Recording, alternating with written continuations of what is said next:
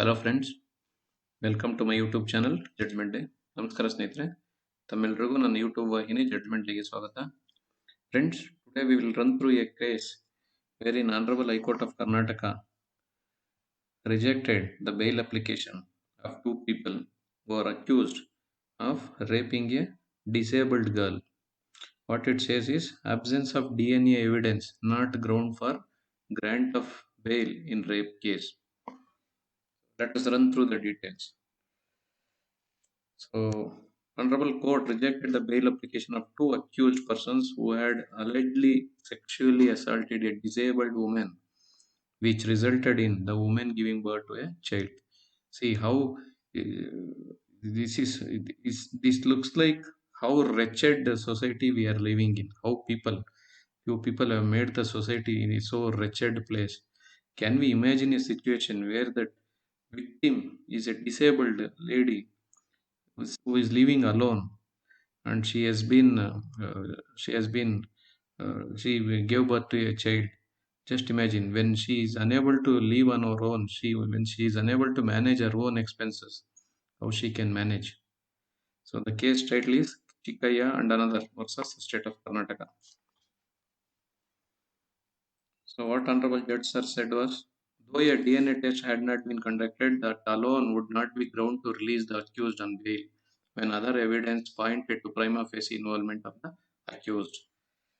So also court noted that even though DNA test had not been conducted, there was a prima facie case against the accused since the survivor means here the victim, had identified the photographs of the accused persons who were also her neighbors. Why she was identified the photographs means she is both dumb and deaf.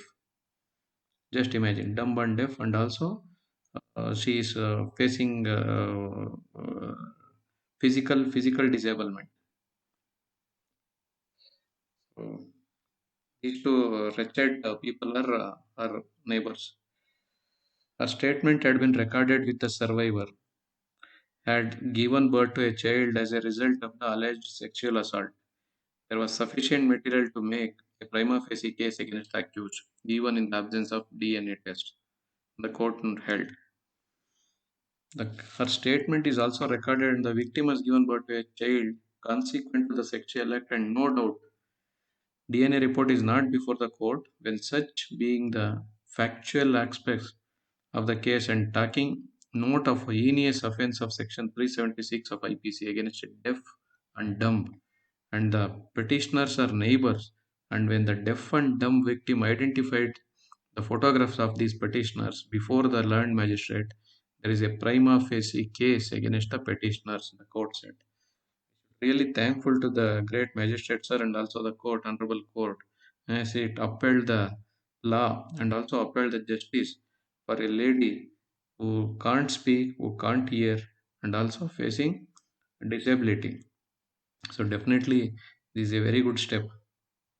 So court therefore turned down the argument of the accused, and that since DNA test had not been conducted, they are entitled to be released on bail.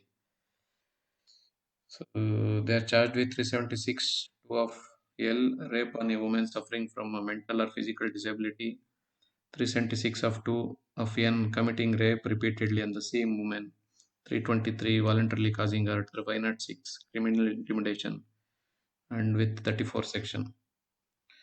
So the survivor is a dumb and deaf woman with disability in one leg, had been living alone ever since her mother died in March 2021. In July 2021, the survivor niece visited her when she found that the victim had a hospital card indicating that she was at 34 weeks pregnant. See how horrible it is. She was unable to notice, or she is unable to recognize the developments, physical developments on her. So when she was inquired who was responsible for the pregnancy, the victim had pointed at the two houses in front of the house where victim was living. The niece then lodged a complaint, and during the investigation, the survivor identified the photographs of the two accused persons. So this is one of the good case to study as a legal fraternity. Terms of all these things, so petitioner's advocate argued that DNA blood samples had not been drawn even though the survivor had given birth to a child. So this makes us think twice regarding what we are fighting for, whether we are fighting for justice or we are fighting for injustice.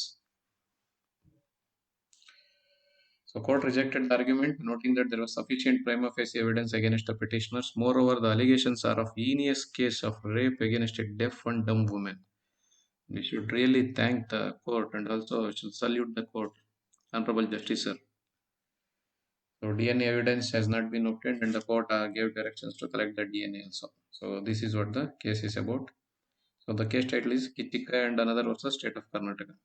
Friends, the court mostly, some of the times, especially in some times, definitely come to the rescue of the people who are in dire need of justice. This is one of such cases where court is acting as a savior, or one we can say God, for that lady who is living alone with all the disabilities, deaf, and also the disability in one of her legs.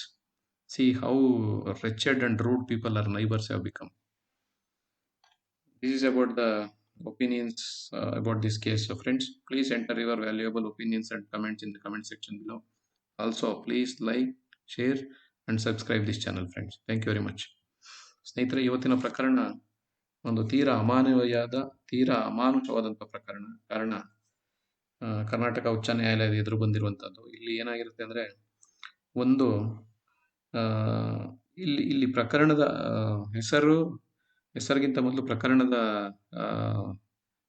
ಇದರಲ್ಲಿ ಪ್ರಕರಣದ ಉದ್ದೇಶ ಏನು ಅಂತಂದ್ರೆ, D N A ಸಾಕ್ಷಿ ಇಲ್ಲ ಅಂತ ಅಂದ್ಬಿಟ್ಟು, D N A ಸಾಕ್ಷಿ ಇಲ್ಲ ಅಂದಿದ್ದ ಕಾರಣಕ್ಕೆ ಆಪಾದಿತರಿಗೆ ಜಾಮೀನು ಕೊಡಲಾಗೋದಿಲ್ಲ. ಅದು ವಿಶೇಷವಾಗಿ ಅತ್ಯಾಚಾರದ ಪ್ರಕರಣದಲ್ಲಿ ಅಂತ ಮಾನ್ಯ ಕೋರ್ಟ್ ಹೇಳಿದೆ.